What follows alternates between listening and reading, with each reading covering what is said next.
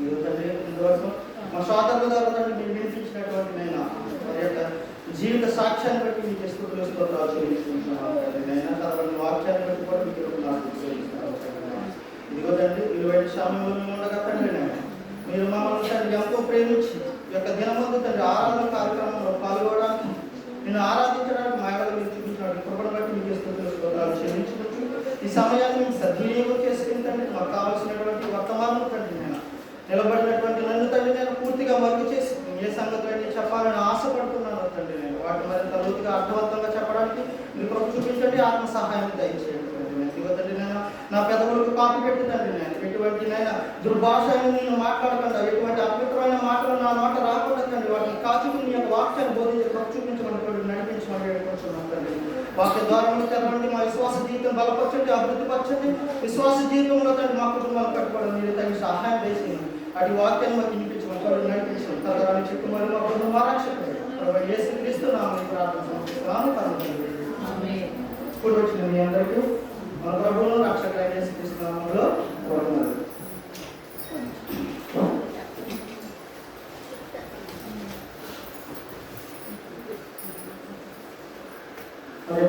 కూడా సోదరులు శ్రీగా చెప్పినటువంటి మనం ఒక సాక్ష్యంగా దేవుని ఆరాధన గురించినటువంటి దేవుని ఎలా ఆరాధించాలని గురించి కూడా మనం నేర్చుకున్నాం. కాబట్టి ప్రియులారా అదే సందర్భాన్ని తీసుకుని మనం కొన్ని వాక్యాలు ధ్యానించుకున్నట్లయితే దేవుణ్ణి ఆరాధన అంటే ఏమిటి, దేవుణ్ణి ఎలా ఆరాధించాలి, ఆరాధన అనగానేమి, దేవుని ఎలా ఆరాధించాలి. సౌండ్ తగ్గించాలి, కొంచెం తగ్గించి అవసరం ఇబ్బంది పడుతున్నారు కదా, కొంచెం సౌండ్ తగ్గించి.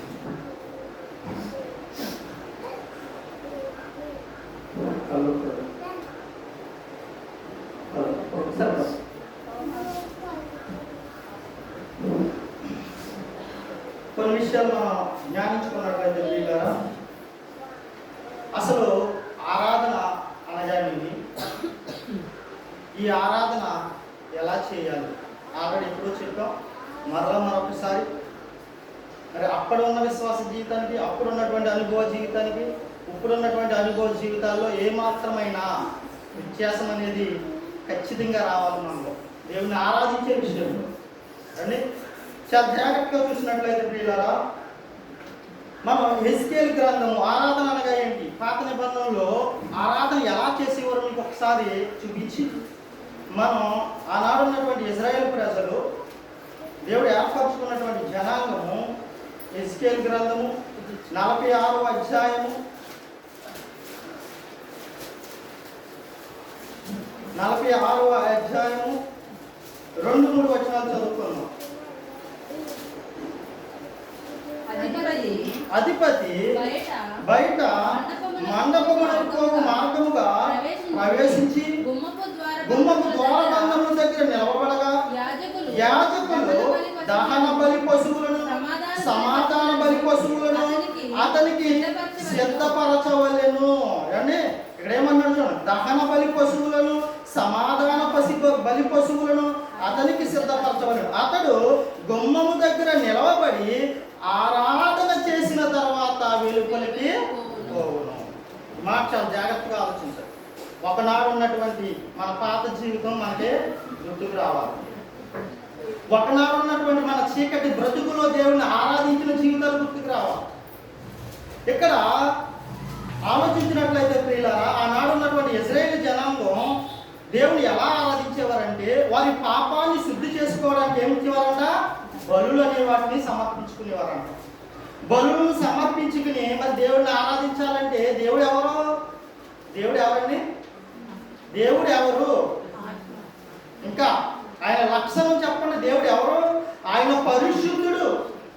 దేవుడు ఎవరు, పరిశుద్ధుడు. మరి ఆ పరిశుద్ధుడైనటువంటి దేవుని మందిరంలోకి వెళ్ళాలంటే మొదట నువ్వు ఏం చేసుకోవాలి, నీ పాపాన్ని విడిచిపెట్టుకుని, నీ పాప పరిహారాన్ని చెల్లించుకుని దేవుడి దగ్గర నువ్వు మొక్కుకోవాలి. ఆనాడు ఉన్నటువంటి ఇజ్రాయేల్ ప్రజలందరూ కూడా వాళ్ళు ఏం చేస్తున్నారంటే, దేవుని ఆరాధించడానికి దేవుని మందిరానికి వెళ్తున్నప్పుడు వారికి ఉన్నటువంటి పాప రాత జీవితాలు వారి జీవితాల్లో చేసినటువంటి ప్రతి నీచమైన కార్యాన్ని చెల్లించుకోవడానికి, రద్దు చేసుకోవడానికి, చేతులు కడుక్కోవడానికి బలులను సమర్పిస్తున్నారు. ఏమండి?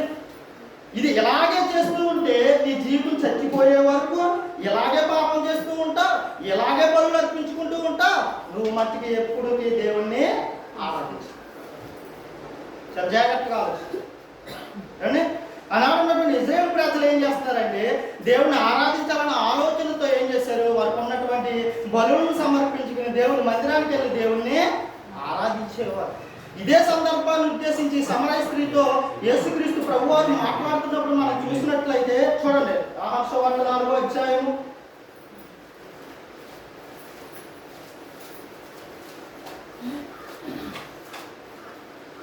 ఇప్పుడు ఆరాధన అంటే ఏంటి? పాత నిబంధన గ్రంథం ప్రకారం మన పాప పరిహారానికి బలిని సమర్పించుకుని దేవుని ఎదుట దేవునితో మనం మాట్లాడటము ఆరాధన. యేసుక్రీస్తు ప్రభు వారు చెప్పినటువంటి మాట చూస్తే 3వ వచనం కూడా చూసుకొని, 46వ అధ్యాయం 3వ వచనంలో కూడా ఆరాధన గురించి చెప్తూ, నిలవబడి యెహోవాకు ఆరాధన చేయవలెను, విశ్రాంతి దినములోను అమావాస్యలలోను దేశ జనులు ఆ తలుపు దగ్గర నిలవబడి యెహోవాకు ఆరాధన చేయవలెను. యెహోవాకు ఆరాధన చేయవలెను. యెహోవాకు ఏం చేసేవారంట? నిలవబడి దేవుని మందిరానికి ఎదుటిగా వెళ్ళి వారి పాపాన్ని తీసివేసుకుని, అంటే వారికి ఉన్నటువంటి పాపాన్ని కడిగి వేసుకుని దేవుని మందిరం ఎదుట నిలవబడి దేవుని ఏం చేసేవారంట? అదే ఆరాధన అనుకున్నవారు. మా పాపాన్ని కడిగి వేసుకుని ఎప్పటికప్పుడు పాపం చేయడం కడుక్కోవడం, పాపం చేయడం కడుక్కోవడం, పాపం చేయడం, బలులు అర్పించుకుని ఏం చేశారంట? ఏదో మొక్కు చెల్లించుకోవాలన్న పద్ధతిలో వెళ్ళి నిలవబడి దేవుని మందిరం ఎదుట దేవునికి నమస్కారం 2 చేతులు జోడించేసి అన్నీ పెదవులతో కొన్ని మాటలు పలికేసి వెనక్కి వచ్చేసి. అయితే ఇటువంటి ఆరాధన ఉద్దేశించి యేసు ప్రభు వారు ఏమంటారు? యేసుక్రీస్తు ప్రభు వారు ఈ లోకానికి వచ్చిన తర్వాత ఇది ఎప్పుడు చెప్పబడిన మాట? 2000 సంవత్సరాల క్రితం యేసుక్రీస్తు ప్రభు వారు పరలోకం నుండి భూమి మీదకి వచ్చి దేవుని ఎలా ఆరాధించాలో చెప్తున్నారు ఇక్కడ. చూడండి, ఇప్పుడు ఆరాధన అంటే ఏంటో చూసాం. పాత నిబంధన ప్రకారం ఏంటి? పాపాన్ని తీసివేసుకుని పాపానికి మూల్యంగా దేవునికి ఏదో ఒకటి చెల్లించేసి ఆయనకు మొక్కితే ఆరాధన. ఆయనకి మొక్కితే ఆరాధన. మరి అసలు దేవుడు ఆరాధన అంటే ఏమంటున్నాడు ఆలోచించినట్లయితే చూడండి ఏమంటున్నాడు. యోహాను రాసిన మొదటి పత్రిక 5వ అధ్యాయము. యోహాను గారు రాసినటువంటి మొదటి పత్రిక 5వ అధ్యాయము.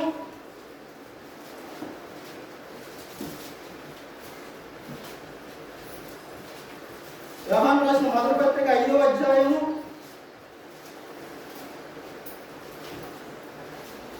3వ వచనం. మనం ఆయన ఆజ్ఞలను కైకొనుటే దేవుని ప్రేమించుట. ప్రేమించడం అంటే ఏంటండి? ప్రేమించడం అంటే ఏంటి? ఆరాధించడం. నీ జీవితంలో ఒకరు నువ్వు ప్రేమించావనుకో, నీ హృదయంలో ఎవరు ఉంటారు? ఎల్లప్పుడు నువ్వు ఎవరినైతే ప్రేమిస్తున్నావో వాళ్ళే నీ హృదయంలో గూడు కట్టుకుని ఉంటారు. అంటే నువ్వేం చేస్తున్నట్టు? నీ హృదయంలో వాళ్ళని ఆరాధిస్తున్నట్టు. నువ్వు నిజంగా దేవుణ్ణి ఆరాధించాలనుకుంటే ఏం చెప్తున్నాడు ఆయన ఇక్కడ? మనం ఆయన ఆజ్ఞలను కైకొనుటే దేవుణ్ణి ఆరాధించుట. దేవుడు చెప్పిన ప్రతి పనిని, ప్రతి ఆజ్ఞను చేయడమే దేవుని ఏం చేయడం అంట? ఆరాధించడం. దేవుణ్ణి ఆరాధించడం. అందుకే శ్రీక్రీస్తు ప్రభు వారు ఏమన్నారు ఈ లోకానికి వచ్చినప్పుడు? యోహాను సువార్త 4వ అధ్యాయం 23 చదవండి. దేవుడు ఆత్మ గనుక ఆయనను ఆరాధించువారు ఆత్మతోను సత్యముతోను దేవుని ఎలా ఆరాధించాలంటే? ఆరాధన అంటే ఏంటి? దేవుణ్ణి ప్రేమించడం ఆరాధన. పాత నిబంధన ప్రకారం చూస్తే వారు ఆరాధన ఎలా చేశారు? వారి పాపానికి మూల్యం చెల్లించి దేవుని ఎదుట నమస్కరిస్తే ఆరాధన అనుకున్నారో అదే ప్రజెంట్ ఇప్పటికీ జరుగుతుంది. అది మన జీవితాలు, క్రైస్తవుని యొక్క జీవితంలో కూడా అదే జరుగుతుంది. కానీ యేసుక్రీస్తు ప్రభువు 2000 సంవత్సరాల క్రితం వచ్చి దేవుణ్ణి ప్రేమించేవారు ఎలా ప్రేమించాలని చెప్పాడు, దేవుణ్ణి ఆరాధించేవారు ఎలా ఆరాధించాలని చెప్పాడు. నన్ను ఏమన్నాడని దేవుడు ఏమని చెప్పాడంట? ఆయనను యథార్థముగా ఆరాధించేవారు. ఈ మాట నిజంగా దేవుని సన్నిధికి, దేవుని సంఘానికి, దేవుని యథార్థంగా ఆరాధించాలని కనుక వస్తే ఇక్కడి నుంచి నీ బ్రతుకులో ఆరాధన మారాలి. మన బ్రతుకుల్లో ఆరాధన మారాలి.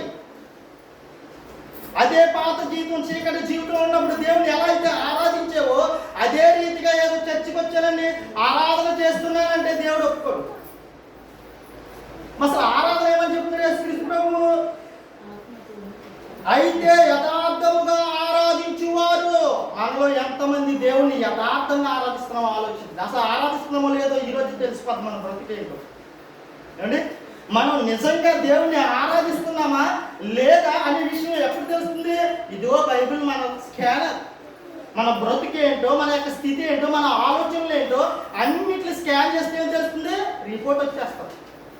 ఇప్పుడు అక్కడ ఉన్నాం, మనం స్కానింగ్ మిషన్ దగ్గర ఉన్నాం. మనం స్కానింగ్ మిషన్ దగ్గర నిలబడి ఉన్నాం. మన భక్తి జీవితం, మనం చేసే ఆరాధన ఎలా ఉందో ఒకసారి స్కాన్ చేసి చూసుకుంటే మనం నిజంగా దేవుని యథార్థంగా ఆరాధిస్తున్నామా లేదా అనే విషయం మనకు అర్థమవుతుంది.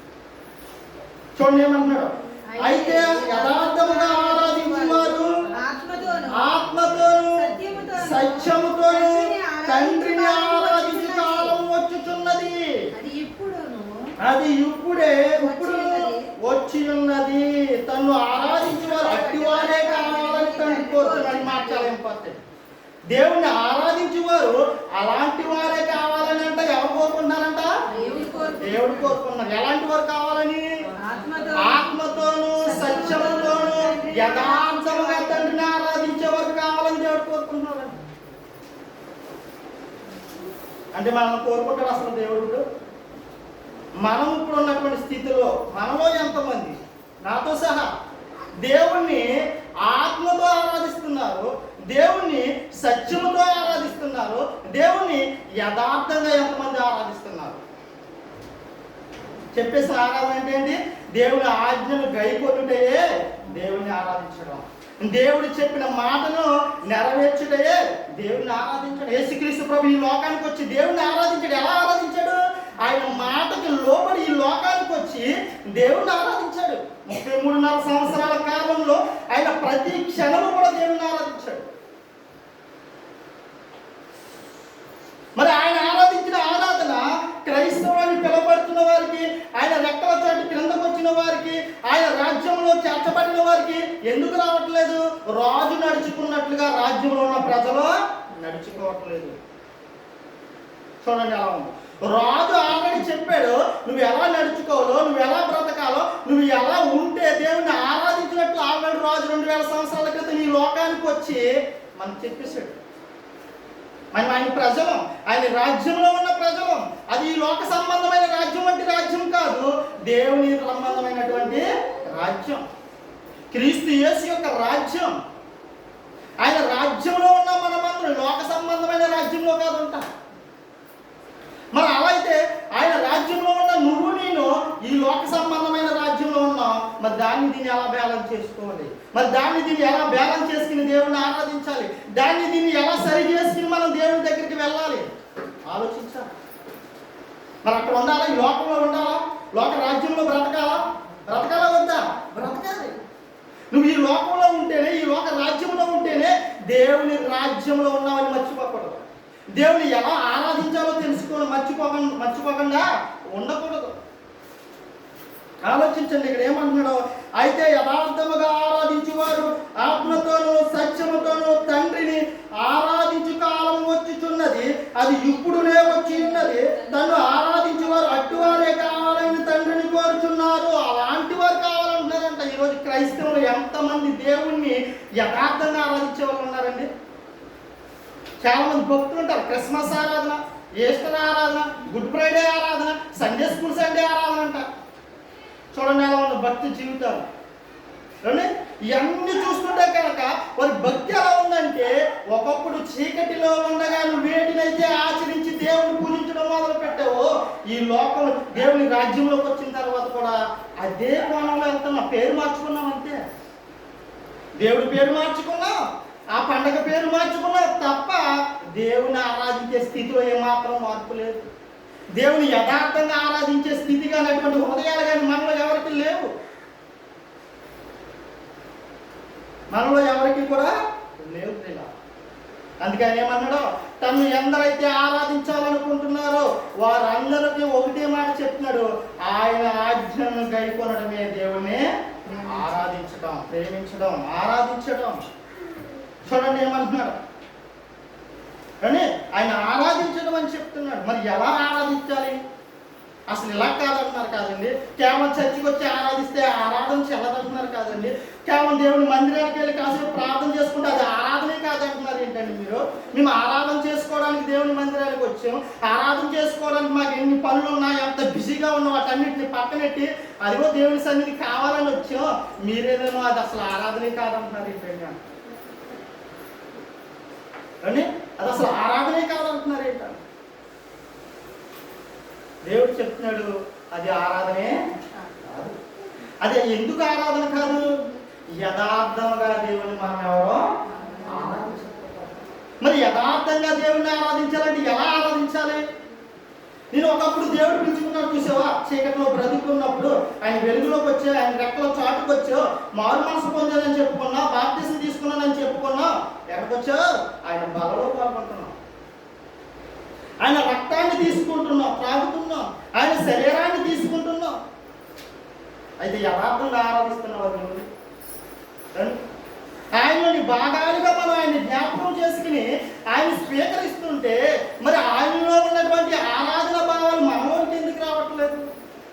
ఆయనలో ఉన్నటువంటి దేవుని ఆజ్ఞలు నెరవేర్చేటువంటి ఆలోచన మనలోనికి ఎందుకు రావట్లేదు? అంటే ఎక్కడ ఉన్నాం మనం? దేవుని రాజ్యంలో ఉన్నామని చెప్పుకుంటేనే లోక రాజ్యంలో కొట్టుకుపోతాం. దేవుని మందిరానికి వస్తున్నాడని చెప్పుకుంటేనే ఎక్కడ పోతున్నాం? లోకంలో వరదలో నీటిలో కొట్టుకుపోతున్నాం, జలప్రళయంలో కొట్టుకుపోతున్నాం. ఒక్కసారి భక్తుల జీవితాలు కనుక ఆలోచిస్తే కనుక ఆరాధన స్థితి విధానం ఎలా ఉందనేది మనకు అర్థమవుతుంది. అనే ఆరాధన ఒక స్థితి విధానం ఎటువంటిదో అర్థమవుతుంది. నోవాహు దినాల్లోకి వెళ్తే నోవాహు దేవుని ఏం చేశాడు? ఆరాధించాడు. ఎలా ఆరాధించాడు దేవుణ్ణి? ఆయన ఆజ్ఞను గైకొన్నాడు. మరి కొన్ని దినాలలో జలప్రళయం రాబోతుంది, సువార్త ప్రకటించి ఏం చేయాలి? నువ్వు ఓడను సిద్ధపరచు అని, నువ్వు ఓడను సిద్ధపరచమన్నంటే ఇంకా రావట్లేదేంటి, ఇంకా రావట్లేదని ఆయన అనుకోలేదు. ఆయన చెప్పాడు, పని ప్రారంభించాడు, వెంటనే వచ్చేసిందా? మనమైతే ఏమనుకుంటాం? 4 రోజులు ప్రార్థన చేసి నాకేం జరగట్లేదని అల్ప విశ్వాసం అండి. మనం 4 రోజులు చేస్తాం, వరుసగా ఒక సమస్య కోసం అది తీరట్లేదు అనుకోండి, వదిలేస్తావు దాన్ని, మళ్ళీ దేవుని అడగడం మానేస్తాం. కానీ నోవాహు ఇంచుమించు 120 సంవత్సరాలు వాడని సిద్ధపరిచాడంట, వాడని కట్టాడంట. దేవుడు నోవాహుకు ఆజ్ఞ ఇచ్చినప్పటి నుండి, ఇదిగో జలప్రళయం రాబోతుందని చెప్పినప్పటి నుండి ఎప్పటికి వచ్చింది? ఇంచుమించు 120 సంవత్సరాలకు వచ్చింది జలప్రళయం. నువ్వు నేనైతే ఏమంటావు? అప్పుడే సంవత్సరం అయిపోయింది, అప్పుడే 2 సంవత్సరాలు అయిపోయింది, అప్పుడే 3 సంవత్సరాలు అయిపోయింది, ఇంకా రాలేదేంటి ప్రభు అని ప్రశ్నించేవారుగా ఉంటాం. నేను ఎంత కష్టపడుతున్నానో, ఇది ఎంత నా కుటుంబం అంతా ఎంత కష్టపడి సేవ చేసి ఓడను సిద్ధపరుస్తుంది, జంతువులన్నింటినీ, పశువులన్నింటినీ, పక్షులన్నింటినీ, అన్నిటినీ కూడా ఏం చేస్తున్నాను? ఇదిగో దీనికోసం సిద్ధపడుతున్న వాటన్నింటినీ రావడానికి నా చేత ఎంత కష్టపెట్టేస్తున్నావే, మరి ఎందుకు రాలేదు ఇంకా అని అడిగేవారు మనం. కానీ నోవాహు అలా లేదండి. దేవుని ఆజ్ఞని నెరవేర్చాలనుకున్నాడు, దేవుని మాటకు లోబడాలనుకున్నాడు. కాబట్టి దేవుని ఏం చేస్తున్నాడంట? దేవుడు పిలుచుకున్నప్పటి దగ్గర నుండి కూడా, అంటే జలప్రళయం వచ్చేంత వరకు కాదు, వచ్చిన తర్వాత ఆయన మరణించేంత వరకు కూడా దేవుని ఆరాధించాడంట. ఎలా ఆరాధించాడు? ఆయన మాటకి లోబడి, ఆయన చెప్పింది చేసి, ఆయన విశ్వాస జీవితాన్ని ఏమాత్రము కోల్పోకుండా ఏం చేశాడు? దేవుని ఆరాధించాడు. మనమైతే మన ఆలోచన ఎలా ఉంటుందో, 120 సంవత్సరాల దాకా వెయిట్ చేస్తాం మనం, చేద్దాం. 120 అక్కర్లేదు, 120 రోజులు కూడా ఉన్నాం, 120 రోజులు అక్కర్లేదు, 120 గంటలు కూడా ఉన్నాం.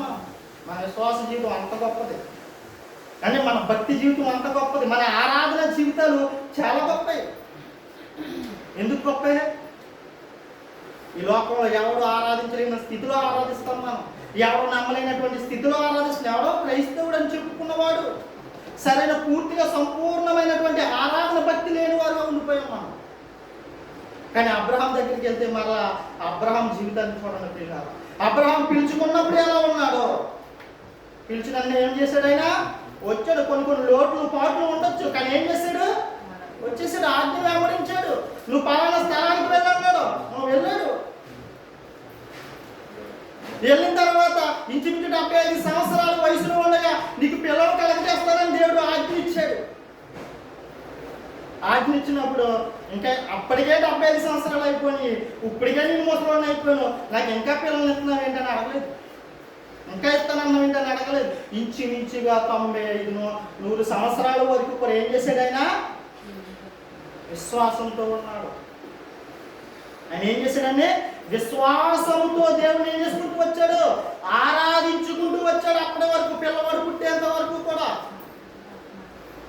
కానీ మనం ఒక పాట చెప్తున్నానండి, మళ్ళీ సారా ఆగర్ దగ్గరికి పంపింది, ఏం తీసుకోకండి సుమా, అది మరలా వేరే. నేను దేవుడిని అబ్రహాము ఎలా ఆరాధించాడనే విషయాన్ని చెప్తున్నాను, చాలా జాగ్రత్తగా వినండి. అబ్రహాము దేవుడు పిలుచుకునేటప్పటికీ ఇంచుమించుగా 75 సంవత్సరాల వయసులో దేవుడు పిలుచుకున్నాడు. వచ్చేటప్పటికి ఏం చేశాడు? దర్శనంలో కనిపించినప్పటికీ నీకు సంతానాన్ని కలిగజేస్తానన్నాడు. సరే ప్రభు అనుకున్నాడు. ఇంచుమించుగా 95 సంవత్సరాలు వచ్చేసినాయి. సారా అయినా సరే విశ్వాసాన్ని కోల్పోయింది, కానీ అబ్రహాం ఎక్కడ కూడా కోల్పోలేదు. వెయిట్ చేశాడు. అలాగని దేవుని ఆరాధించడం మానేశాడా? హృదయం మందు ఎల్లప్పుడూ దేవుని ఆరాధించాడు. ఆయన విశ్వాస జీవితంలో దినాలు గడిచే కొద్దీ ఆయన విశ్వాస జీవితం మెట్టు మీద మెట్టు ఎక్కుతూనే ఉన్నాడు. కార్యం జరగలేదు కదా అని వెనక్కే వెళ్ళలేదు. మనమైతే ఎలా ఉంటాం? 10 సంవత్సరాలు ఆగుతామని పిల్లలైన మనలో ఎవరైనా ఇలా ఎవడో రామయ్యో పుల్లయ్యో ఎల్లయ్యో ఏదో చెప్తాడు, నువ్వు అక్కడికి వెళ్ళు, నువ్వు ఇక్కడికి వెళ్ళు, నువ్వు అది చెయ్యి, నువ్వు ఇది చెయ్యి అంటాడు. మన విశ్వాస జీవితాలు ఎలా ఉంటాయి? అలా ఉంటాయి. ఎక్కడో దుక్కి వెళ్ళాలి. మాయని నమ్మొద్దు, మోసపోద్దు. మాయని నువ్వు నమ్మేవంటే కదా అసలు విశ్వాసమే కాదు. నువ్వు ఎవడో ఏదో చెప్పాడని చేసేవంటే కనుక నువ్వు అసలు విశ్వాసమే కాదు. దేవుడు నీ జీవితంలో ఆరాధన చేయట్లేదు నువ్వు. అటువంటి వారు నాకు వద్దంటున్నాడు దేవుడు. నేను యథార్థంగా ఆరాధించే వారే కావాలి, వారు ఆత్మతోనూ సత్యముతో నన్ను ఆరాధించే వారే కావాలి. కానీ ఎందుకండి వేసదారం, నాకు ఎందుకండి అంటున్నాడు. అలా వల్ల వచ్చేది ఏంటి? ఒరిగేది ఏంటి? దేవుడికి అవమానం తప్ప. కానీ మన వల్ల వేసదాలను బట్టి చేసే ఆరాధన వల్ల దేవుడికి అవమానమే, కానీ దేవుడికి ఏమైనా ఘనకారం కానీ మహిమ కానీ ఉందంటారా మన జీవితాల్లో? నీ బ్రతుకే దేవుడికి ఆరాధన అవ్వాలి. అక్కడ అబ్రహాము జీవితము దేవుడికి ఆరాధన అయ్యింది. దేవుడిని ఆరాధిస్తున్నాడు అబ్రహాము తన జీవిత కాలంలో. పుట్టాడు, బాగా పుట్టాడు, దేవుడు వాగ్దానం చేశాడు, పిల్లవాడు పుట్టాడు. అని దేవుడు వాగ్దానం చేశాడు, పిల్లవాడు పుట్టాడు. తర్వాత ఏం జరిగింది? హెబ్రీయులకు రాసిన పత్రిక 11వ అధ్యాయము,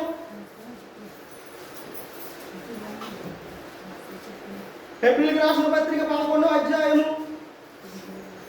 15వ వచనం నుంచి చదువుదాం చూడండి. అబ్రహాము శోధింపబడి విశ్వాసమును బట్టి ఇస్సాకును బలిగా అర్పించెను. దేవుడు టెస్ట్ చేస్తున్నాడంట అబ్రహాముని. ఎప్పటి వరకు బాగానే ఆరాధించుకోవచ్చు, నీకు ఇష్టమైనది నేను ఇచ్చాను కదా, ఏంటి ఇష్టమైంది? నువ్వు కోరుకున్నది నేను ఇచ్చాను కదా, నీకు వాగ్దాన ఫలాన్ని నీకు ఇచ్చాను కదా. ఏంటి వాగ్దాన ఫలం? ఇదిగో ఇస్సాకుని ఇచ్చాను, నీకు ఒక కుమారుని ఇచ్చాను. అయితే ఇప్పుడు బాగానే ఆరాధిస్తున్నావు. ఎందుకు? నువ్వు అడిగింది ఇచ్చాను కాబట్టి ఆరాధిస్తున్నావేమో. సరే, అయితే ఇప్పుడు ఎలా ఆరాధిస్తావో చూస్తాను అనుకున్నాడు దేవుడు. పరీక్షించాడు. పరీక్షించి ఏం చేశాడో చూడండి. విశ్వాసమును బట్టి ఇస్సాకును బలిగా అర్పించెను.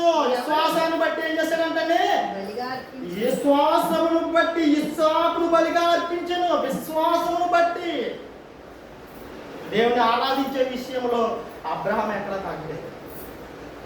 నీ కొడుకునిచ్చే నాకు బలిగా అన్నాడు దేవుడు. అడిగాడు.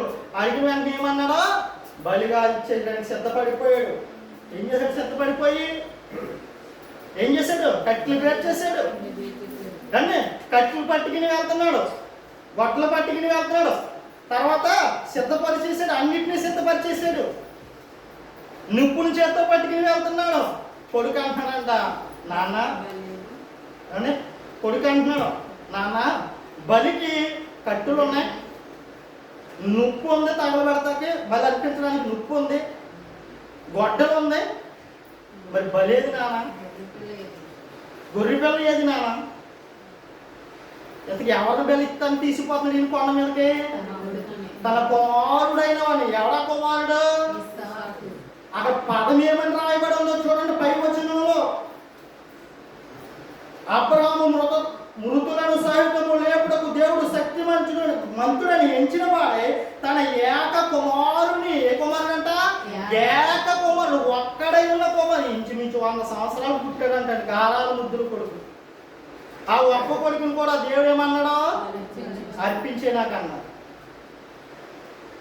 దేవుడు ఏమన్నాడో అర్పించు. అప్పుడు ఆరాధనలో ఏమైనా మార్పు వచ్చిందా? అబ్రాహాము విశ్వాస జీవితంలో కానివ్వండి, అబ్రాహాము యొక్క ఆరాధన జీవితంలో కానివ్వండి, అబ్రాహాము దేవుడు ఆరాధించే విషయంలో ఎలా ఉన్నాడో కొడుకును కూడా. అదేంటి? దేవుడి ఆజ్ఞ. ఖచ్చితంగా నువ్వు దేవుని ఆజ్ఞ ఏం చేయాలి?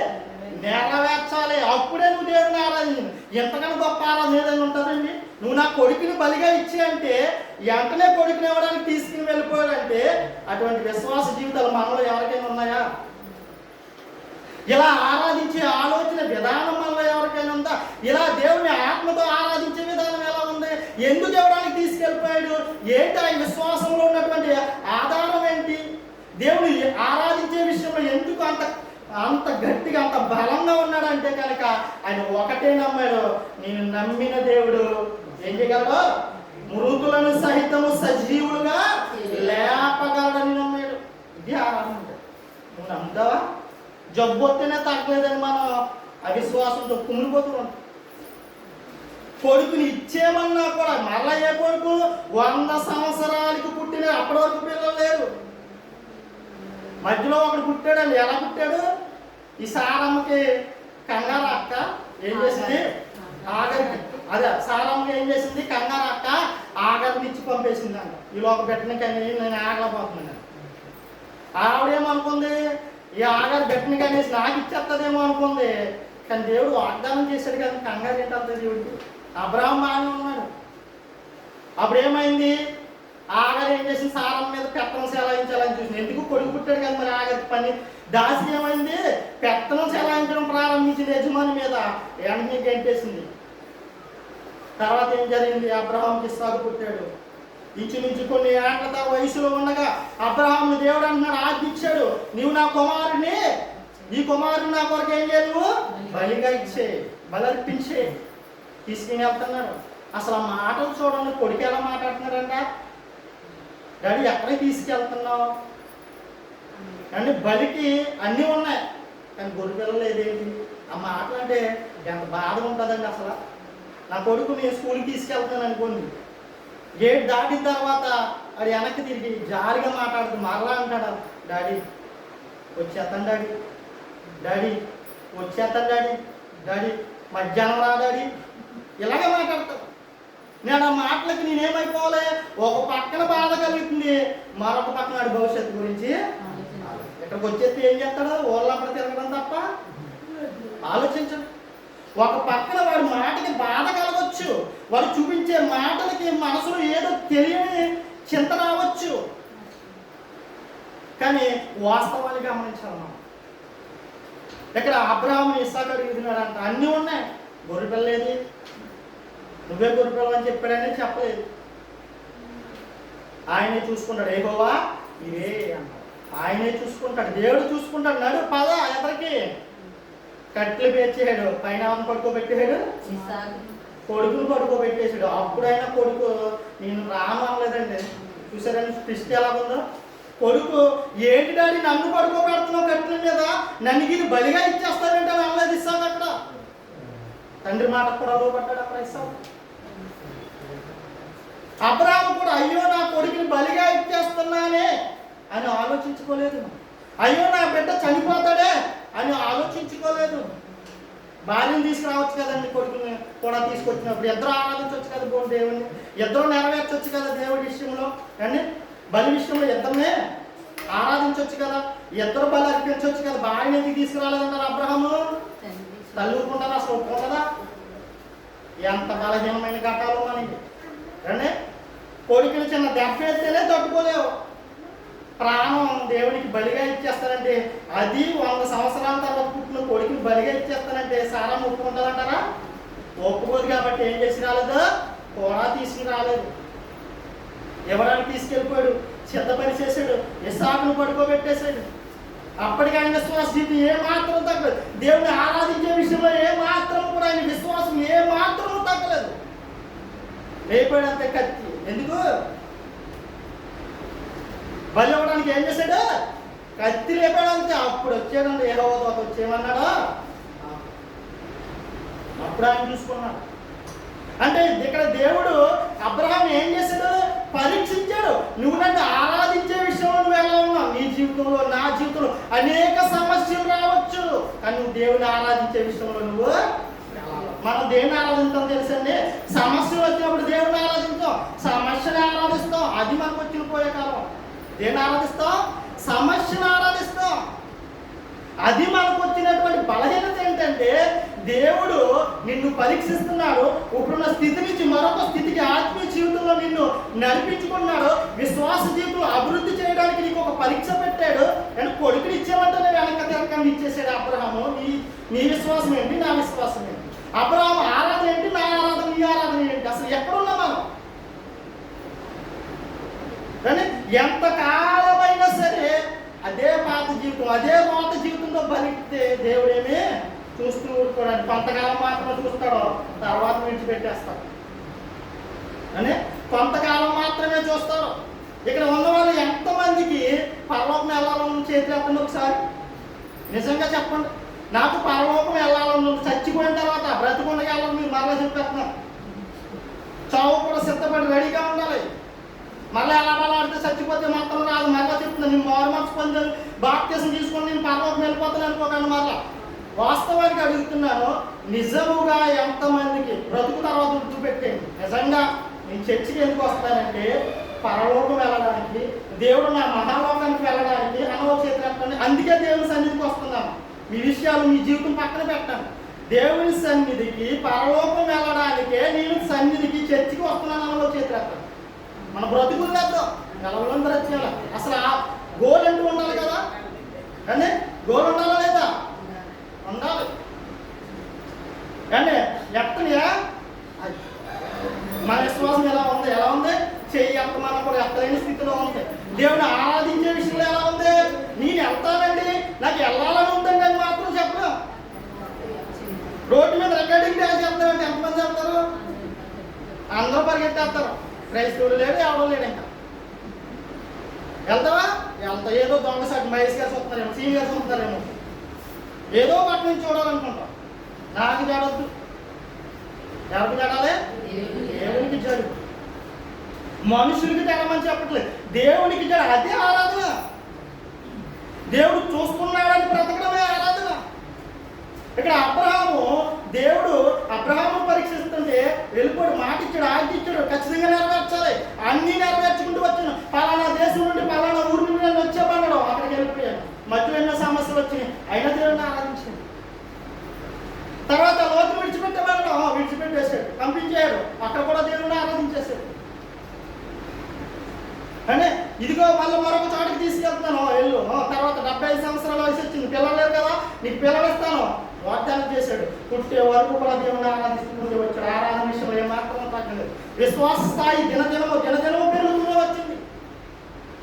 పిల్లలు ఒక్కడైనటువంటి నీ కుమారుని బలిగా ఇచ్చామని అడిగాడు. అక్కడ కూడా దేవుని ఆరాధించే విషయంలో ఏమాత్రం వెనకడికి వెళ్ళలేదు. అబ్రహాము ఎవడానికి తీసుకెళ్ళిపోయాడు. అదే రాయబడి చూడండి, హెబ్రీయులకు రాసిన పత్రిక 11వ అధ్యాయము. ఇక్కడ ఏమన్నాడు చూడండి. ఆయనకున్న విశ్వాసం ఏంటి, ఆయన ఆరాధించే ఆరాధన ఏంటి, మనం ఆరాధించే ఆరాధన ఏంటి? అబ్రహాము శోధింపబడి విశ్వాసాన్ని బట్టి ఇస్సాకును బలిగా అర్పించను. విశ్వాసాన్ని బట్టి ఆల్రెడీ ఏం చేశాడంటే బలిగా ఇచ్చాడంటే తీసుకెళ్ళి అర్పించాడంతే. అర్పించాడు, ఆయన తప్పేం లేదు, దేవుడే తీసుకోలేదు. ఎందుకంటే అవసరం లేదు, నేను పరీక్షించడానికి మాత్రమే పెట్టానని దేవుడు తీసుకోలేదు తప్ప. అబ్రహాము ఇస్సాకును బలిగా ఇవ్వడానికే వెళ్ళిపోయి కత్తెత్తాడంటే ఏంటో అయ్యో అన్నట్టు అది అయిపోయినట్టే. అబ్రహాము ఏం కత్తెత్తి ఆగలేదు, దేవుడు ఆగమంటే ఆగాడు. ఆలోచించాడు. చూడండి తర్వాత ఏమన్నాడు, సంతోషముతో అంగీకరించును, ఇస్సాకు వలనైనది నీ సంతానమని ఎవరితో చెప్పబడును. అబ్రహాము మృతులను సహితము లేపుటకు దేవుడు శక్తిమంతుడని ఎంచిన వాడే. ఏంటంట?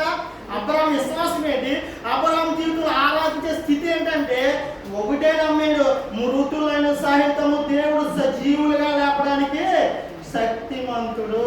మృతులను సైతం లేపడానికి దేవుడు ఎవరంట? శక్తిమంతుడు. శక్తి లేనివాడు కాదు ఆయన.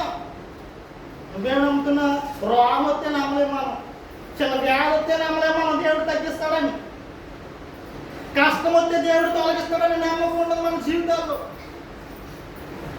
అంటే మన విశ్వాస పరిమాణం ఎలా ఉందో ఆలోచించండి.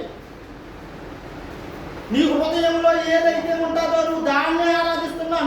నీ హృదయంలో వ్యాధి మీద నీ హృదయంలో చింత ఉందనుకో, నువ్వు వ్యాధిని ఆరాధిస్తున్నాడు. అది నీ దగ్గరే ఉండదు, ఎప్పటికీ వెళ్ళవు. ముందే చెప్తాను జాగ్రత్తగా. నువ్వు దేన్నైతే ఆరాధిస్తావో అది నీలోనే ఉంటుంది, నీతోనే ఉంటుంది. నువ్వు దేవుడిని ఆరాధించావా, దేవుడు నీతో ఉంటాడు. నువ్వు వ్యాధిని ఆరాధించావా, వ్యాధి నీతోనే ఉంటుంది.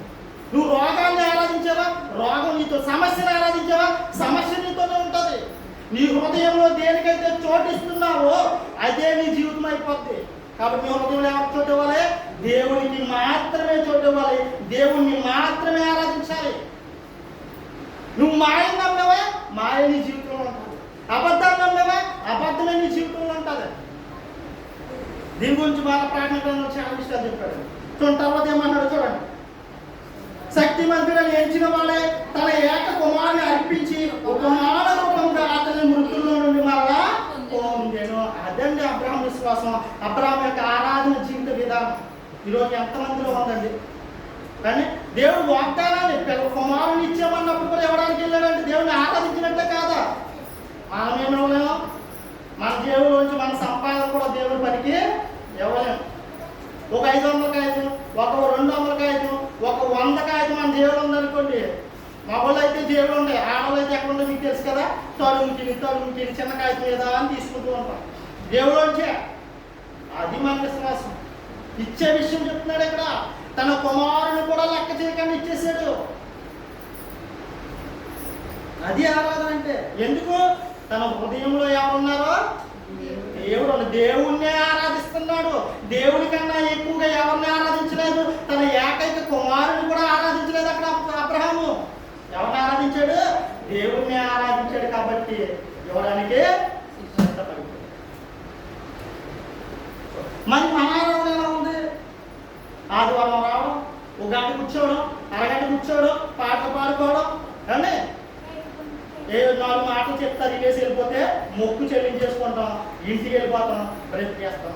ఇది ఆదివారం మాత్రమే ఆరాధించాడు అబ్రహాము. ఒకరోజు మాత్రమే దేవుడు అబ్రహాము ఆరాధించాడు దేవుణ్ణి. తన బ్రతుకు జీవితంలో ప్రతి క్షణము కూడా దేవుడిని ఆరాధించాడు. కీర్తన గ్రంథంలో ఏమైనా ఉందని ఒక మాట చదవండి ఒకసారి. 1వ అధ్యాయం 4వ వచనం. దుష్టుల ఆలోచన చొప్పున నడవక, పాప మార్గంలో నిలవక, అపహాసకులు కూర్చుండు చోట కూర్చుండుక, యెహోవా ధర్మశాస్త్రమునందు ఆనందించుచు దేవారాత్రులు దాన్ని ధ్యానించువాడు ధ్యానించుడు. దేవారాత్రములు, రాత్రి లేదు, పగలు లేదు, ఎప్పుడు పడితే అప్పుడు నువ్వు దేవుడిని ఏం చేయాలంట? ధ్యానించుకోవాలంటే ఏంటి? ఆరాధించాలి. ఆరాధించాలా? ఒకవేళ ఆరాధించే మనం ఏమంటారు? నేను ఎప్పుడు పడితే అప్పుడు దేవుడిని ఆరాధించుకుంటున్నాం అనుకోండి, దేవుడిని తలపోసుకుంటున్నాం అనుకో, ఏమంటారు? పిచ్చోడు అంటారా, తెంగోడు అంటారా, వెర్రోడు అంటారా, ఏదో అంటారు. మొత్తం మీద కానీ మొత్తం మీద ఏదో అంటారు. చూడ మన యొక్క విశ్వాసం. దేవుడికి ఏమన్నాడు? దేవారాత్రము దేవుని జ్ఞానించేవాడు ధన్యుడు. వాడు ఆరాధించగలడు ఎల్లప్పుడూ కూడా దేవుని యథార్థంగా వాడు ఆరాధించగలడు. అక్కడ అబ్రహాం చేసింది కూడా అదే. నాకు ఒక అలవాటు ఉందండి, ఎప్పుడు ఏదో ఆలోచిస్తూ ఉంటాను. ఎప్పుడు ఏం చెప్తుంటాను, ఏదో ఒకటి ఆలోచిస్తూనే ఉంటాను. ఈ మధ్యకాలం దేవుడి దయ వల్ల దేవుడి వాక్యాన్ని ఆలోచించుకుంటున్నాను. అంటే కొంత స్థితిని మారిన తర్వాత ఎల్లప్పుడూ ఏదో చెత్త ఆలోచించుకునేవాడిని. పని కోసం ఆలోచించుకోండి, ఆ పని ఎలాగా, ఈ పని ఎలా, ఇక్కడ ఎలాగా, అక్కడ ఎలాగా, అదే ఎలాగా, ఇది ఎలాగా, ఎప్పుడు ఆలోచన. ఎప్పుడంటే బాత్రూంలో కూడా ఆలోచిస్తాను.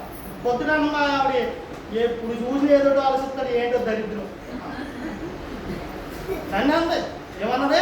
ఎప్పుడు చూడు ఎల్లప్పుడు మొఖం తెలిసిపోతుంది కదండి ఆలోచిస్తున్నప్పుడు. ఏమన్నా తెలుసా?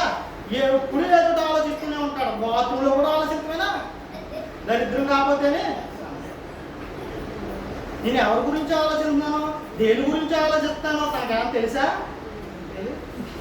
ఎందుకు చెప్తున్నాను ఆలోచించుకో. అంటే ఎల్లప్పుడు ఏ స్థితిలో ఉన్నప్పుడు దేవుని ఏం చేయాలి? ఆరాధించాలి. ఎవడో ఉన్నాడు లోక సంబంధి, అప్పుడు కూడా నువ్వు దేవుడిని ఎలా ఆరాధించాలి? తలపోసుకోవాలి దేవుణ్ణి. అంటే నువ్వు తలపోసుకోవాలి దేవుణ్ణి.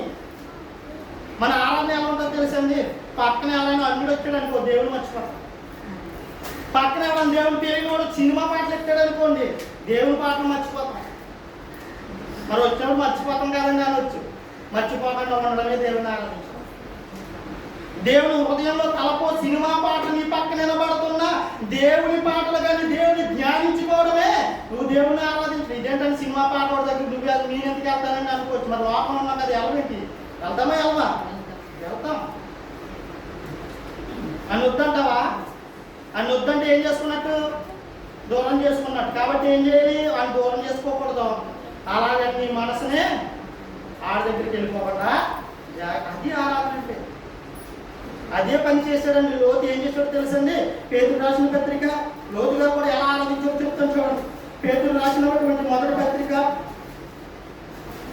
పేతురు గారు రాసినటువంటి మొదటి పత్రిక, రెండవ పత్రిక 7వ వచనం. 7వ వచనం. పేతురు రాసినటువంటి రెండవ పత్రిక 2వ అధ్యాయం 7వ వచనం. రెండవ పత్రిక 2వ అధ్యాయం 7వ వచనం. దుర్మార్గుల కామ వికారయుక్తమైన నడవడి చేత బహు బాధపడిన నీతివంతుడకు లోతున్న ప్రాంతం అంతా ఎలా ఉందంటండి? చాలా దుర్మార్గతతో నిండిపోయిందంటండి. జాగ్రత్తగా ఆలోచించాలి. లోకంలో ఉన్నాం, లోకంతో స్నేహంలో ఉన్నాం. ఎలా దేవుని ఆరాధించాలో చెప్తున్నా జాగ్రత్త. ఒకనొక నాటికి మందిరాలు చర్చిలే ఉండకపోవచ్చు, మరి అప్పుడు నువ్వు దేవుని ఆరాధించవద్దా? రాబోయే తరాలలో చర్చిలే ఉండకుండా చేయొచ్చు, అప్పుడు నువ్వు దేవుని ఆరాధించవద్దా? చర్చి లేదు కదా నేను ఎవరు ఆరాధించండి అని అనుకో. చూడండి ఇక్కడ ఏమంటున్నాడు, బహు బాధపడినటువంటి దుర్మార్గుల కామ వికారయుక్తమైన నడవడి చేత. ఈయన ఎక్కడున్నాడు? సొదొమ గొమొర్రా పట్టణంలో ఉన్నాడు. మహాపట్నం అని వెళ్ళాడు అయ్యగారు. ఎవరో లోతు గారు. అంటే వెళ్ళి అక్కడ ఏం చేశాడు? ఎవరి మధ్యలో ఉన్నాడంటే దుర్మార్గుల మధ్య కాపురం ఉన్నాడంట. ఆయనలాగానే ఆయన దుర్మార్గుడు అయిపోయాడా? అంటే దుర్మార్గుడు అయిపోయాడు ఆయన? అవ్వలేదు. కలగ పువ్వు ఎక్కడ ఉంటుంది? ఎక్కడో నీటిలో దాని కారణం ఎక్కడ ఉంటుందండి? మురుకులో పొలుస్తుంది. అది అలాగని పైకి వచ్చేటప్పటికి ఎలా కనబడుతుంది? చాలా అందంగా కనబడుతుంది. మురుకు అంటించుకుందా? నువ్వు కూడా లోకంలో ఉన్న మురుకులో ఉన్న ఒకవేళ నీ చుట్టూ ఎంతమంది పాపాత్ములు ఉన్నా నువ్వు ఎలా ఉండాలి? వికసించే కలవ పువ్వులా కనబడాలి. ఏది ఎక్కడ బట్టి కనబడుతుంది? అసలు వాళ్ళే కలవ పువ్వులా కనబడుతున్నారు. మన బట్టి ఎలా ఉంది అంటే వాడిపోయిన మందార పువ్వులా ఉంది. అవునా కదా? వాడిపోయినటువంటి ఎండకి వాడిపోయినటువంటి సాయంకాలం కనబడుతుంది మందార పువ్వు. పొద్దున పూస్తుంది, సాయంత్రానికి వాడిపోతుంది కదండి. అలా ఉంటుంది మన భక్తి. ఆదివారం ఏమో పోస్తాం, ఆదివారం వాక్యం అయిపోయిన తర్వాత ఇంటికి వెళ్ళిపోయిన తర్వాత వాడిపోతాం. అది మన భక్తి జీవితం. కానీ లోతు అక్కడ అలా లేడు. ఎలా ఉన్నాడు? లోతు ఎలా ఉన్నాడో చూడండి. 8వ వచనం. ఆ నీతిమంతుడు వారి మధ్య కాపురం ఉండి. ఏ నీతిమంతుడు? లోతు అనే నీతిమంతుడు అంట దుర్మార్గుల మధ్య కాపురం ఉండి తాను చూసిన వాటిని బట్టి వినిన వాటిని బట్టి వారి అక్రమమైన క్రియల విషయంలో దినదినము నీతిగా తన మనసును నొప్పించుకొని చూపొచ్చును. మనసులో బాధ ఉంటుంది, అయినా నిలబడుతున్నాడు దేవుని కోసం. మనసులో ఏదో చింత ఉంటుంది. ఎందుకు? పాపం పిలుస్తుంది. లోకంలో ఉన్న పాపం ఏం చేస్తుంది? రా రా అంటుంది నేను. కానీ ఏమంటారు? పాపం రా రా అని పిలుస్తూ ఉంటారు. కానీ ఈయన మరి ఎలాగైనా ఉండాలంటే చాలా కష్టపడాలండి. మరలా చెప్తున్నాను, లోకంలో పాపం నిన్ను ఎప్పుడు పిలుస్తున్నాడు, ఏ సమయంలోనే పిలుస్తూనే ఉంటుంది. వెళ్ళకుండా ఉండడమే నిగ్రహం, వెళ్ళకుండా ఉండడమే ఆశా నిగ్రహం చెప్తున్నాం చూసారా? అది ఉండడం. యేసుక్రీస్తు ప్రభు వారు కూడా ఏం చేసుకున్నారు? అపవాది శోధిస్తున్నప్పుడు ఆయన ఏం చేసుకున్నాడు? నిగ్రహించుకున్నాడు. అపవాది శోధిస్తుంది. ఈ లోక రాజ్యములన్నిటి నీకు ఇత్తులు నాకు మొక్కితివా? మరి యేసుక్రీస్తు తెలవేంటి? సమస్త సృష్టిని చేసింది ఆయన తండ్రి ఆజ్ఞ ద్వారా. అవునా కదా? ఆయన కన్నా నీడు దెయ్యం అంటుంది. దెయ్యం నాకు మొక్కు, నీకేస్తానో ఈ లోక రాజ్యాలన్నీ ఇచ్చేస్తాం. మనమైతే ఏం చేస్తాం? లోక రాజ్యాలు వద్దు కానీ అక్కడ కొబ్బరి తోట కనపడుతుంది, అక్కడ కొబ్బరి తోట అది ఇస్తే సరిపోతాం, లేదా ఒక రకం ఇస్తే సరిపోతాం.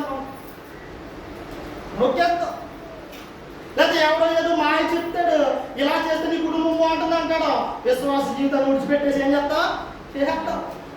మన విశ్వాస పరిమాణం అలా ఉంది. కానీ ఇక్కడ ఈయన ఎలా ఉన్నాడో ఆలోచించండి. బహు బాధపడినటువంటి లోతు దినాలు చూడండి ఇక్కడ ఎలా ఉన్నాడు. తప్పించుటకు దుర్నీతి పరులను ముఖ్యముగా మలినమైన దురాశ కలిగి శరీరానుసారంగా నడుచుకుంటున్నారంటే చూడండి ఇక్కడ ఏమన్నాడో చూడండి, మరలా చదవండి. భక్తుల సోదరులను తప్పించుటకు దుర్నీతి పరులను ముఖ్యంగా మలినమైన దురాశ కలిగి శరీరానుసారంగా నడుచుకుని ప్రభుత్వం నిరాకరించుతూ శిక్షలో ఉంచబడిన వారిని తీర్పు దిన వరకు కావుల్లో ఉంచుటకు ప్రభువు సామర్థ్యుడు. నమ్మాలను దేవుణ్ణి. వీళ్ళందరినీ కూడా ఏదో ఒక రోజు దేవుడు ఏం చేస్తాడో ఖచ్చితంగా శిక్షిస్తాడు. అప్పటి వరకు నువ్వేం చేయాలి? వరకు ప్రార్థన చేయాలి. నువ్వేం చేస్తావు? అయ్యి బాబోయ్ నేను పరిగెత్తుకొచ్చేస్తాం అక్కడి నుంచి. ఏం చేస్తావు? పరిగెత్తుకొచ్చేస్తాం. ఆడు ఎవడోనండి, ఆడు అన్నిడండి అంట. చూడండి, అంటే సమస్యను చూసి పరిస్థితులను చూసి దేవుడిని ఆరాధించడానికి భయపడుతున్నావేమో. అది నిజమైన దేవుని ఆరాధన కాదు.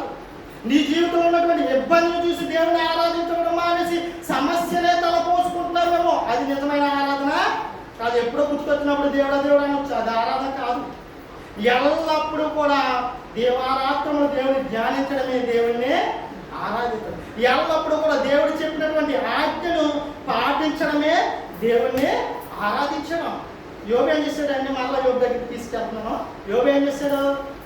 ఆయన ఆరాధన ఎలా ఉంది? మొదట యోబు గ్రంథం మొదట అధ్యాయం తీసుకున్నాను ఒకసారి. కానీ ఆయన ఆరాధన ఎలా ఉందో చూడండి.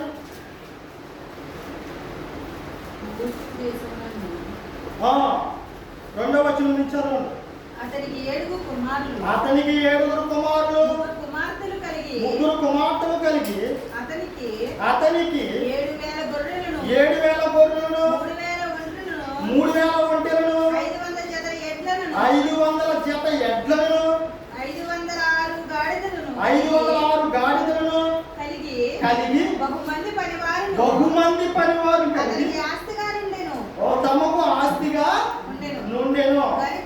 కనుక తూర్పు దిక్కు జనులందరిలో అతడే గొప్పవాడిగా ఉండెను. ఎవరంటే యోబు అనే వ్యక్తి అంటండి. తూర్పు దేశాల్లో కంట ఎవరు గొప్పవాడు? యోబు. తూర్పు దేశాల్లో చూస్తే కనుక యోబు అంత గొప్పవాళ్ళు లేరంట ఆనాటికి.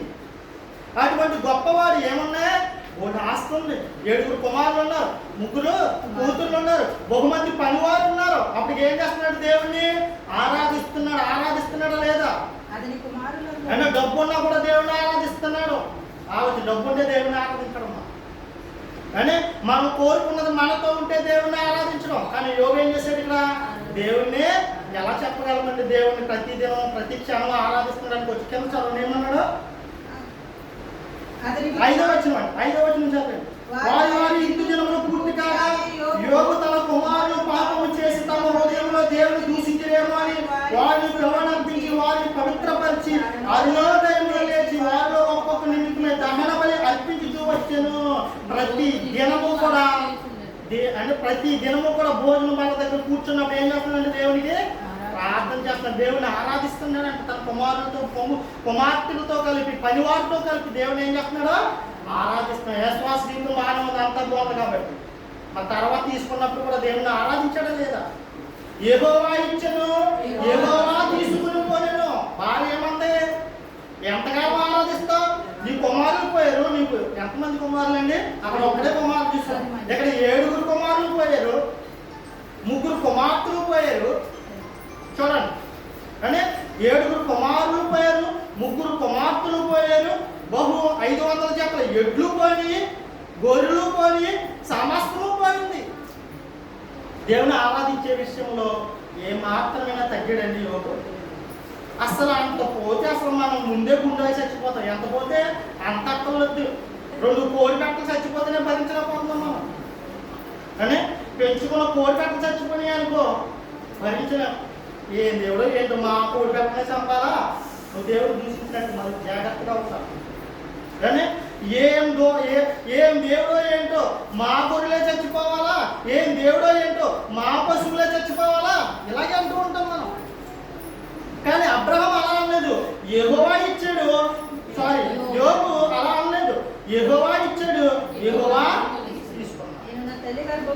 నేను నా తల్లి గర్భంలో నుండి దిగంబరినై వచ్చింది. దిగంబరినై వచ్చాను. దిగంబరిగా అక్కడికి దిగంబరిగానే తిరిగి నేను అక్కడికి వెళ్ళేదను. ఎక్కడికి వెళ్ళాలి అక్కడికి వెళ్ళిపోతాను. యెహోవా ఇచ్చెను. ఈ విశ్వాసం ఉందా మనలో? కానీ ఈ రకంగా దేవుని ఆరాధించే భక్తి ఉందా మనలో? ఆలోచించండి. కానీ ఈ రకంగా దేవుని ఆరాధిస్తున్నావు, ప్రతి క్షణము ఆరాధించాలి. నీ ప్రక్కన ఎవడున్నా దేవుని ఆరాధించాలి. కానీ నువ్వేం చేస్తావు? ఆడికన్నా ముందు నువ్వే వెళ్ళి కూర్చుంటావు అక్కడ, ఆడికన్నా ముందు నువ్వే ఏదో చేస్తావు అక్కడ. క్రైస్తవం పరిస్థితి ఎలా ఉందో తెలుసండి. మనిషిని ద్వేషిస్తున్నాడు, పాపాన్ని మాత్రం ప్రేమిస్తాడు. దేవుడు ఏం చెప్పాడు? పాపాన్ని ద్వేషించు, ప్రతి మనిషిని ప్రేమించని చెప్పాడు. యేసుప్రభు ఈ లోకానికి వచ్చి ఏం చెప్పారండి? పాపిని ప్రేమించు, పాపాన్ని ప్రేమించు. మన చుట్టూ ఉన్నవారు కానివ్వండి, మీరు కానివ్వండి, నా కుటుంబంలో ఉన్నవారు కానీ ఎవరైనా సరే పాపిగా ఉన్నా నువ్వు వాళ్ళని ప్రేమించు, కానీ పాపాన్ని మాత్రం. కానీ క్రైస్తవం ఎలా ఉంది ఈరోజు? పాపాన్ని ప్రేమిస్తున్నాడు, పాపని అంటాడు, బాబోయ్ పాపి అంటాడు. అవునా కాదు? అలాగే ఉన్నా. మనం ఏదో యథార్థంగా దేవుణ్ణి ఆరాధించేస్తాం. నువ్వు నిజంగా యథార్థంగా దేవుణ్ణి ఆరాధిస్తే పాపిని ప్రేమిస్తావు, పాపాన్ని ద్వేషిస్తావు. కానీ ఈరోజు క్రైస్తవం పరిస్థితి చూడండి ఎలా ఉంది. మన యొక్క భక్తి జీవితం, ఆరాధన జీవితాలు ఎలా ఉన్నాయి చాలా జాగ్రత్తగా ఆలోచించండి. మన విశ్వాస జీవితము ఒకప్పుడు బాగానే ఉంది. మారు మనసు పొంది బాప్తిజం తీసుకున్నప్పుడు అనుకున్నాం, నేను వాటికి దూరం ఉండాలి, వీటికి దూరం ఉండాలి, ఇది చేయకూడదు, నేను అవి చేయకూడదు, నా కుటుంబాన్ని మార్చేసుకుని నా కుటుంబాన్ని కట్టుకోవాలనుకున్నాం. కొంతకాలానికి మళ్ళా లోకంలోకి వెళ్ళిపోతాం. ఎందుకు? విశ్వాసకి దేవుడు దేవునిగా నమ్మలేదు. ఏం చేస్తాడా? ఏం చేస్తాడని విశ్వాసం ఉంది అబ్రాహాముకి? మృతులను సహితము సజీవునిగా లేపుగల సమర్థుడు. ఆ విశ్వాసం ఉందా మనలో? ఆ విశ్వాస పరిమాణం మనలో ఉందా? ఎంతకాలం అయింది క్రైస్తవంలోకి వచ్చి? ఎంతకాలం అయింది మారు మనసు పొంది? ఎంతకాలం అయింది ప్రభు రొట్టెలో పాల్గొని ద్రాక్ష రసాన్ని తీసుకుని ఆయన శరీరాన్ని తిన్నాం, ఆయన రక్తాన్ని త్రాగుతున్నాం? ఎంతకాలం అయింది? మన పరిస్థితి చూడండి, విశ్వాస జీవితం చూడండి, దేవుని ఆరాధించే విషయంలో చూడండి. ఏ మాత్రము కూడా దేవుడు యథార్థంగా ఆరాధించమన్నాడో, కానీ మనం యథార్థంగా దేవుణ్ణి ఆరాధించలేకపోతే ఇలాగే ఉంటే కనుక మనం దేవుని లోకానికి ఏ మాత్రం వెళ్ళలేమని చెప్తాను. ఖచ్చితంగా చెప్తున్నాను. నేను చెప్తున్న మాట కాదు, మళ్ళా మీరు ఎవరిని మాట చెప్తారు అనుకోవచ్చు. ఇది నేను చెప్తున్న మాట కాదు, దేవుడే చెబుతున్నాడు. ఆయన ఆజ్ఞని ఎవడైతే గైకుంటాడో వాడు దేవుడిని ప్రేమిస్తున్నాడో వాని యందు దేవుని ప్రేమ నిలిచి ఉండును. ఎవడైతే ఆయన ఆజ్ఞని గైకొనడో వాడిని దేవుడిని ఆరాధించలేడు, వానిలో దేవుడు. నువ్వు పరలోకం వెళ్ళాలంటే నీలో ఎవరున్నారో తెలుసు? సచ్చిలోగా దేవుడు ఉండాలి. నువ్వు పరలోకం వెళ్ళాలంటే నీలో నాలో ఎవరు ఉండాలి? దేవుడు ఉండాలి. కానీ ఈరోజు మనలో ఎవరుంటున్నారు? దేవుడు ఉన్నారా? పరిశుద్ధాత్మ నివాసం చేస్తుందా? ఆలోచించండి ఒకసారి. ఎవరు నివాసం చేస్తున్నారు? దేవుడు నివాసం చేస్తున్నాడా? పరిశుద్ధాత్మ నివాసం చేస్తున్నాడా? ఏది నివాసం చేస్తుంది? పాపం నివాసం చేస్తుంది. దేవుడేమో పాపిని ప్రేమించు, పాపిని అగ్నిలో నుండి లాగుతున్నట్టు కొందరినైనా రక్షించంటే నువ్వేమో కొందరినేమో ద్వేషిస్తావు, పాపాన్నేమో ప్రేమిస్తావు. ఏది క్రైస్తవ్యం? క్రీస్తు యొక్క మార్గం ఏది? క్రైస్తవుడు అంటే అర్థం ఏంటి? యేసు క్రీస్తు ప్రభు వారు ఎలా అయితే బ్రతికారు ఈ భూమి మీదకి వచ్చి, ఆయన వేటినైతే చెప్పాడో అలా బ్రతకాలి. బ్రతికి పరిమళ తైలాన్ని ఈ లోకంలో వెదజల్లి వెళ్ళాలి. ఏది? ఎంతమంది వెదజల్లుతున్నాం? ఏది మన భక్తి జీవితం? ఏది? ఎక్కడ ఉంది మన విశ్వాస జీవితం? దేవుని ఆరాధించే విషయంలో ఏ మాత్రం దేవుని యథార్థంగా ఆరాధిస్తున్నాం? అబ్రహాము ఆరాధించినట్లుగా ఆరాధించగలుగుతున్నామా? యోబు ఆరాధించినట్లుగా ఆరాధించగలుగుతున్నామా? దుర్మార్గుల మధ్య నుండి లోతు ఆరాధించినట్లుగా దేవుని ప్రతి క్షణము దేవుని ఆరాధించగలుగుతున్నామా? శ్రమలోను, ఇబ్బందుల్లోను, ఇరుకుల్లోను పౌలు గారు ఏం చేశారు? ప్రతి క్షణమందు కూడా దిగంబరిగా పట్టలేనప్పుడు కూడా దేవుడిని ఆరాధించాడు. దరిద్రుడైనటువంటి లాజరు తినడానికి తిండి లేనప్పుడు, కుక్క పిల్లలకి ముక్కలేన మిగిలితే తిందామనుకున్నప్పుడు కూడా దేవుడిని ఆరాధించాడు దరిద్రుడు. కానీ మనం అన్ని ఉన్నాయి, అందరూ ఉన్నారు మనతోటే, అన్నింటిని ప్రేమిస్తాం, అందరినీ ప్రేమిస్తాం. అది కూడా దొంగ ప్రేమ, నిజమైన ప్రేమ కాదు. మరలా చెప్పాం, దేవుడి ప్రేమ నీలో ఉంటేనే నిజమైన ప్రేమ నీలో ఉంటుంది, లేదా అంతా స్వార్థ ప్రేమ. నువ్వు నిజంగా దేవుని ప్రేమ నీలో ఉంటేనే నీ చుట్టూ ఉన్నదా అందరినీ ప్రేమించగలుగుతావు, నీ కుటుంబాన్ని ప్రేమించగలుగుతావు, నువ్వు సంఘాన్ని ప్రేమించగలుగుతావు, సమాజంలో ప్రతి ఒక్కరిని ప్రేమించగలుగుతావు. అలా సమాజాన్ని ప్రేమించడానికి ఈ లోకానికి మన దేశానికి ఎందరో భక్తులు వచ్చారండి. వాళ్ళ ప్రాణాలు వాళ్ళ కుటుంబాలు కూడా త్యాగం చేశారు. విలియం గారి యొక్క కుటుంబాన్ని సజీవ దహనం చేసేస్తే కారులో ఆయన వెళ్ళిపోయాడు. పారిపోయాడా? పారిపోలేదు. అప్పుడు పిల్లలు చనిపోయిన కుటుంబం చనిపోయినా దేవుడు ఏం చేశాడు? ఆరాధించుకుంటూనే వచ్చాడు. ఎక్కడా కూడా తగ్గలేదు. మరి నువ్వు నేను ఎలా ఉన్నావు? మన విశ్వాస జీవిత పరిమాణం ఎలా ఉంది? ఎన్ని దినాలు గడిచినా, ఎన్ని సంవత్సరాలు గడిచినా మన బ్రతుకులో మార్పేది. క్రీస్తు వలె ఉండుటకు మనం ఏం చేస్తాం? క్రైస్తవ్యంలోకి వచ్చాం. ఆయన మార్గం నచ్చొచ్చాం అంటే మతాన్ని నమ్మకాలు వస్తా ఆయన బ్రతుకు విధానం నచ్చొచ్చాం. చాలా మందికి నచ్చక ఏం చెప్తారు తెలుసండి? ఆనాడు క్రీస్తుని ఎవరు సిలివేశారు తెలుసా? యూదులు. ఏ గోత్రంలో అయితే రాజు గోత్రం, ఏ రాజు గోత్రంలో అయితే యేసుక్రీస్తు ప్రభు వారు పుట్టారో అదే యోధా గోత్రపు జనులు ఏం చేశారు తెలుసండి? వాళ్ళ మత ప్రచారకులు అనమాట. యోధా గోత్రం వాళ్ళు ఎవరో మత ప్రచారం వాళ్ళది. ఎవరిని ఆరాధిస్తున్నారు? పైగా దేవుణ్ణి ఆరాధిస్తున్నారు. కానీ యేసుక్రీస్తుని రాజుగా నమ్మట్లేదు. ఆయన చేసిన కార్యాలు, ఆయన చేసిన అద్భుతాలు, ఆయన మాట్లాడే విధానం మంచి మాట మార్చేస్తున్నాడు మనుషుల్ని. మా మతం నుండి ఏం చేస్తున్నాడు? తీసుకెళ్ళిపోతున్నాడు. ఈయన దేవుని కుమారుడు అంటున్నాడు. ఎందుకు సిలివేశారు? నేను దేవుని కుమారుడు అని చెప్పుకున్నందుకు వీడు దేవదూతలు చేస్తున్నాడు, ఈయన శిక్షించమని సాక్ష్యం ఇచ్చారండి. ఎవరో అన్యులు కాదు, ఇజ్రాయేల్ దేశంలో ఉన్నటువంటి యూదులే ఆయన గురించి సాక్ష్యం ఇచ్చాలే. ఏ పట్టుకుని వేలాడి వాళ్ళు? మతాన్ని పట్టుకుని వేలాడేవారు. కానీ యేసు ప్రభు వారు మతాన్ని ఏం చేశాడు? ద్వేషించాడు. అందుకేమన్నాడు? శాస్త్రుల పరిశీలన చూసి ఏమన్నాడు? ఒకరిని మీ మతంలో కలుపుకున్నకు భూమిని సముద్రమును చుట్టూ వచ్చేదిరా. అలా ఎప్పటికీ చేయకండి, బ్రతుకుని చూపించండి. ప్రభు ఈ లోకానికి వచ్చి మాదిరి చూపించాడు. ఆయనలో ఏది నీకు నచ్చలేదు చూపించు. కానీ యూదులు ఏం చేశారు తెలుసండి? ఈ మత ప్రచారం చేస్తున్నారని చెప్పేసి యేసుక్రీస్తుని సిలువకు అప్పగించేశారండి. ఆయన అందరి కొరకు, ఎవరైతే ఆయన సిలువేశారో వారందరి కొరకు, ఎవరైతే ఆయన ద్వేషిస్తున్నారో వారందరి కొరకు, వాళ్ళందరినీ ప్రేమించి ప్రభువా వీరేమి చేస్తున్నారు మీరు ఎరుగురు కాబట్టి వీళ్ళందరినీ క్షమించండి తండ్రిని కోరికిని నీ కొరకు నా కొరకు శిలువ మీద ప్రాణత్యాగం చేసి రక్తాన్ని కాచి తన శరీరాన్ని నలగొట్టుకుంటే మనమేమో 6 దినాలు సుఖంగా బ్రతికేస్తాం. ఒక దినం 1 గంట 2 గంటలు దేవుణ్ణి ఆరాధించుకుంటాం. మంచి అది ఆరాధన కాదు. యేసు ప్రభు వారి జీవితంలో ఆయన ప్రతి క్షణం కూడా దేవుని ఏం చేశాడు? ఆరాధించాడు. అని సొంకరులతో సహవాసం చేస్తున్నాడు, అయినప్పటికీ దేవుణ్ణి ఆరాధించాడు. పాపులతో సహవాసం ఉన్నాడు, అయినప్పటికీ దేవుణ్ణి ఆరాధించాడు. దేవుణ్ణి ఎక్కడా తగ్గించుకోలేదు, దేవుణ్ణి ఎక్కడా విడిచిపెట్టలేదు. ఈరోజు క్రైస్తవ్యాన్ని అంగీకరించి క్రైస్తవుడిగా పిలువబడుతున్నావు నువ్వు నేను. నిజముగా యథార్థంగా దేవుణ్ణి ఎల్లప్పుడూ ప్రతి సమయమందు కూడా దేవుణ్ణి ఆరాధించాలి. అది అసలైన ఆరాధన. నీ కుటుంబంలో ఎంత కష్టం వచ్చినా, ఎంత బాధ వచ్చినా, నీ కుటుంబంలో ఎవరు ఉన్నా లేకపోయినా దేవుని ఇష్ట ప్రకారమే సమస్తము సమకూడి జరుగుతున్నాయి. కాబట్టి నేను ఎల్లప్పుడూ దేవుని అందు భయభక్తులు కలిగి దేవుని యథార్థంగా ఆరాధించాలని ఆలోచన కలిగి ఉండాలి తప్ప సమస్యను చూసి దేవుని మర్చిపోదంటే దేవుని ఆరాధించవు. నువ్వు దేవుడినే నమ్ముకున్నావు అనుకుంటావు, సమస్యనే చూస్తున్నావు అంటే నువ్వు దేవుని ఆరాధించవు. ఇబ్బందులే చూస్తున్నావు అంటే దేవుడిని ఆరాధించవు.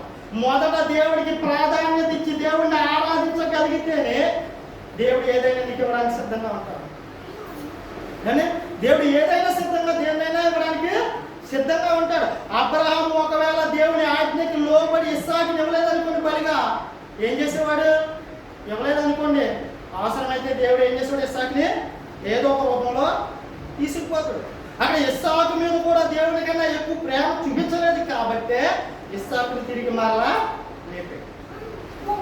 కానీ ఆలోచించండి, దేవుని ఎలా ఆరాధిస్తున్నాం? అబ్రహాము తన జీవిత కాలంలో మొదటి దినములో నుండి చివరి దినముల వరకు కూడా దేవుని ఆరాధించే విషయంలో ఎలా అయితే ఉన్నాడో, తన కుమారుని అప్పగించే విషయంలో కూడా దేవుని ఎలా అయితే ఆరాధిస్తున్నాడో అలా ఆరాధించే స్థితిలో నువ్వు నేను ఉన్నామా ఈరోజు? నోవాహు ఎలా అయితే దేవుని ఆరాధించాడో అలా ఆరాధించే స్థితిలో మనం ఉన్నామా? యోబు ఎలా అయితే తన కుటుంబాన్ని సమస్తాన్ని పోగొట్టుకున్నప్పటికీ దేవుడిని ఆరాధించేవాడు కదా, అలా మనం ఈ రోజు ఉన్నామా? అటువంటి విశ్వాస స్థితిలోకి మనం వెళ్తున్నామా? దేవుడిని ఆరాధిస్తున్నామా? లోతు ఎలా అయితే దుర్మార్గపు ప్రజల మధ్య నుండి దేవుడిని ఆరాధించగలిగాడో అలా నువ్వు నేను దేవుడిని ఆరాధించగలుగుతున్నామా? ఏది మన యొక్క ఆరాధన జీవితాలు? ఏవి? ప్రతి సమయం అందులో కూడా దేవుడిని, ఏ పని చేసినా దేవుడిని ఆరాధించాలి. ఆలోచన ఏముండదు తెలుసా? నేను పని చేస్తున్నాను, ఈ పనిలో దేవుడికి ఎంతో కొంత మహిమకరంగా ఉండాలి. నేను మాట్లాడుతున్నాను, ఈ మాటలో ఎంతో కొంత దేవుడికి మహిమకరంగా ఉండాలి. నా జీవితం దేవుడికి మహిమకరంగా ఉండాలి. నన్ను చూసి ఒకరు ఏళన చేసేట్లుగా నా జీవితం ఉండకూడదు.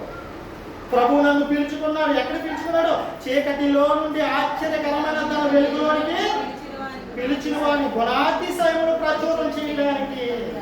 ఆయన గుణాతిశయములు మనలో ఉంటే అప్పుడు మనం ప్రచురం చేస్తాం. ఆయన యొక్క గుణాతిశయములు మనలో లేవనుకోండి, ఎప్పుడు ప్రచురం చేయగలం? కిందకి చదువుకోండి. ఇంకా లోతు సందర్భంలో కిందకి చదువుకోండి. పేతురు రాసిన పత్రిక 1 అధ్యాయం 2 అధ్యాయం 9 నుంచి కిందకి చదువుకోండి. అనేక విషయాలు మనకు అర్థమవుతాయి. బైబిల్ జ్ఞానించాలి ఖచ్చితంగా. ప్రతి దినము దేవుడిని జ్ఞానించాలి. ప్రతి దినము దేవుడిని ఆరాధించాలి. ఒక ఆదివారం మాత్రమే దేవుడిని ఆరాధిస్తే క్రైస్తవుడు కాదు, విశ్వాసి కాదు, యథార్థంగా ఆరాధించేవాడు కాదు. ఎప్పుడు ఆరాధించాలంటే ప్రతి సమయమందును అసమయమందును దేవుణ్ణి ఆరాధించేవారుగా ఉంటేనే మనం నిజమైన ఆరాధికులము అవుతాం. లేదు అంటే కనుక మనం నిజమైన ఆరాధికులము కానే కాదు. ఒకవేళ ఇలా ఆరాధించకపోతే ఏం జరుగుతుంది, ఎలా ఉంటుంది అనేది వచ్చే వారం దేవుని చిత్తమైతే బ్రతుకుంటే చెప్తాను, లేకపోతే మరొకరు ఎవరో ఒకరు చెప్తారు. సరే, ఇంతటితో ముగిస్తున్నాను. మన విశ్వాస పరిమాణం, మన విశ్వాస జీవితం ఎలా ఉందో ఆలోచించుకోండి. మన విశ్వాస జీవితం, విశ్వాస పరిమాణం ఒకప్పుడు దేవుడు పిలుచుకున్నప్పటికీ ఇప్పటికీ ఏ స్థితిలో ఉన్నాం? మనం ఏం ఆలోచిస్తున్నాం? ఏం తలపోసుకుంటున్నాం? మన బ్రతుకులో మార్పేది క్రీస్తు మార్గం. ఆయన మార్గాన్ని ఎంచుకున్న మనము ఆయన మార్గంలో ఎంతవరకు నడుస్తున్నాం అనేది ఆలోచించుకుని దేవుని ఆరాధించే వారికి ఉండాలని ప్రభువైన యేసుక్రీస్తు నామములో ఎంతటితో ఈ మాటలు ముగిస్తూ, ఎవరైనా నొప్పించాలనుకుంటే కనుక నన్ను క్షమించండి. ప్రార్థన చేసుకుందాం. మహాపరిశుద్ధ మహావరుడా, మహోన్నతుడా, సర్వసృష్టికర్త మీ పరిశుద్ధమైన, మీ శ్రేష్టమైన, ఉన్నతమైనటువంటి గొప్ప నామమునకు స్తుతులు స్తోత్రాలు చెల్లిస్తున్నాను.